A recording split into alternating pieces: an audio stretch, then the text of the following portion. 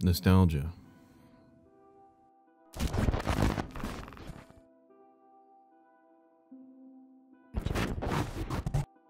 It's one of the most powerful feelings a person can experience.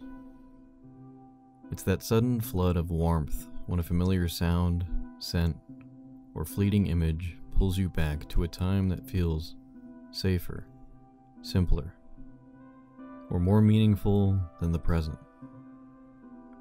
We all know the sensation. That tug in the chest, that wistful smile, that longing for something we can never truly return to. It's comforting, like wrapping yourself in a blanket woven out of memory. But there's a hidden side to nostalgia. For all its charm, it has a sharp edge.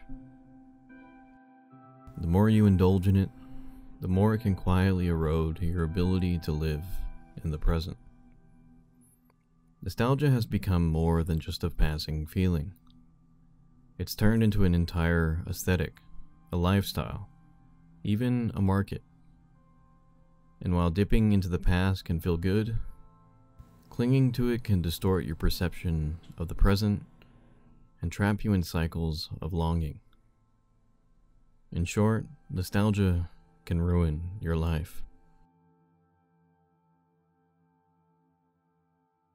At its core, nostalgia comes from a very human desire.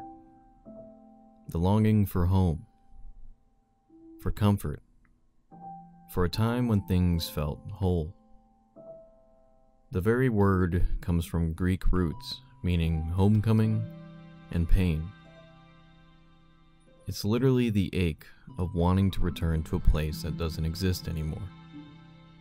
And that's where the danger lies. What we're chasing, it isn't part of the past as it really was, but part of the past we've reshaped in our own minds. Psychologists call this rosy retrospection. It's the tendency to remember events as being more positive than they truly were.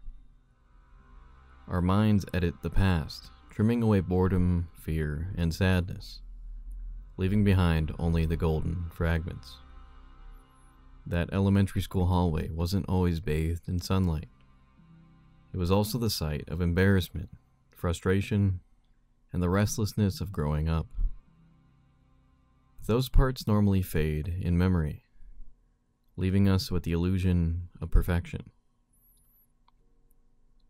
When this selective memory becomes a habit, nostalgia stops being a pleasant reminder and starts becoming a trap. Instead of using the past as a reference point, we begin to idolize it, compare everything in the present against it, and inevitably come away disappointed. The result is discontent, an unshakable feeling that today will never measure up to yesterday. There's a reason nostalgia feels so irresistible. On a neurological level, it lights up areas on the brain tied to reward, emotional regulation, and memory processing. When you reminisce, you're not just thinking, you're chemically soothing yourself. That's why nostalgia can provide comfort in moments of loneliness, stress, or even uncertainty. It connects us to identity. For brief moments, nostalgia can even make us feel less alone. But like anything that feels good, it can become addictive. Studies have shown that too much immersion in nostalgia can contribute to feelings of sadness, demotivation, and even depression. When you constantly compare the present to a carefully polished version of the past, you rob the current moment of value. This is sometimes called nostalgic depression, where an obsession with memory leads to dissatisfaction with the present.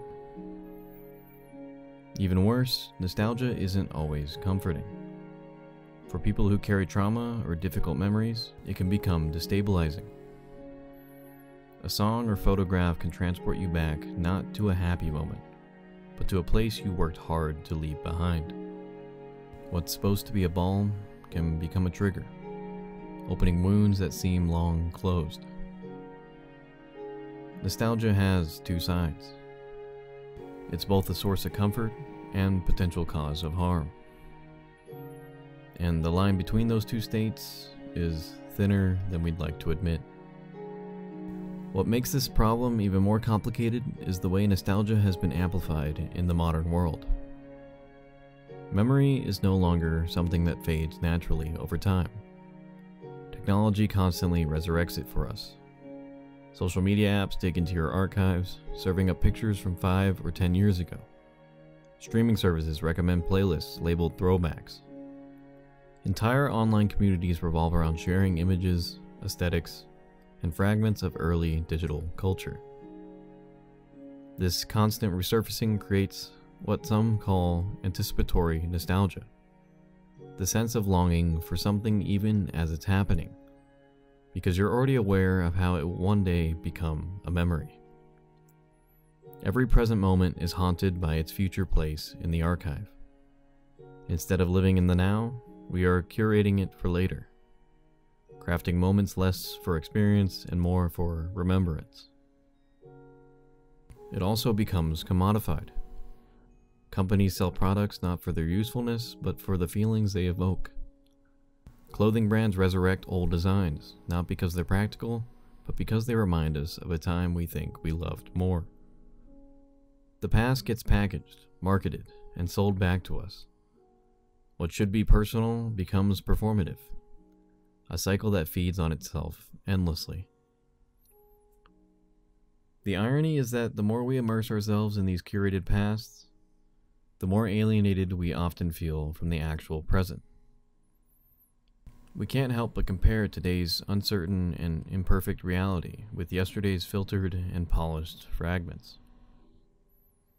The deeper someone sinks into nostalgia, the more it warps their sense of time. Life becomes divided into two categories: the golden age of before and the unsatisfying now. This can create real emotional consequences.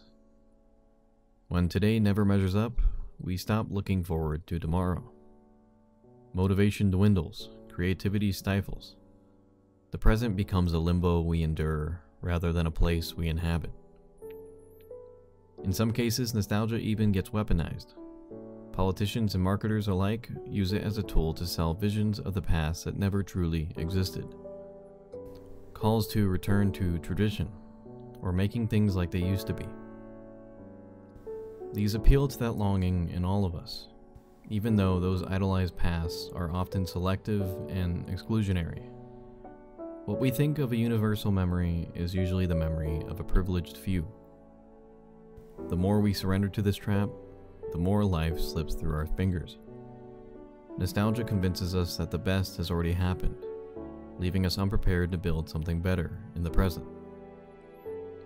So how do we escape the shadow of nostalgia without rejecting it entirely? The answer isn't to abandon memory. Nostalgia can be beautiful when used with intention. It can remind us of who we are, what shaped us, and why we value certain things.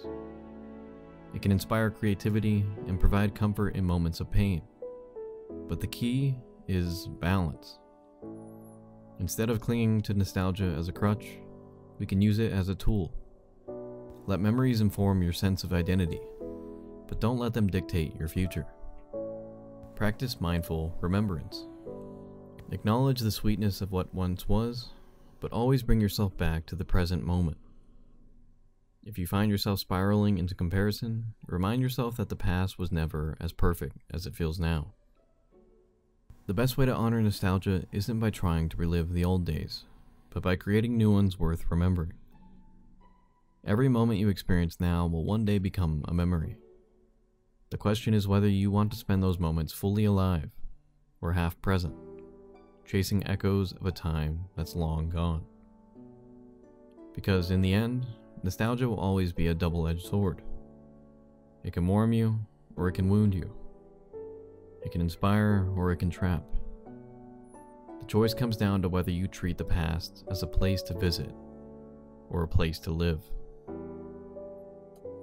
It's not the enemy, but it can quietly become a thief, robbing you of joy, presence, and the ability to move forward. It's natural to look back, but life only happens in one direction. If you find yourself constantly longing for yesterday, you may be sacrificing today. The past will always be there, waiting to be remembered. But your life is happening now, and it deserves your full attention. So live life one moment at a time. And as always, thank you for watching.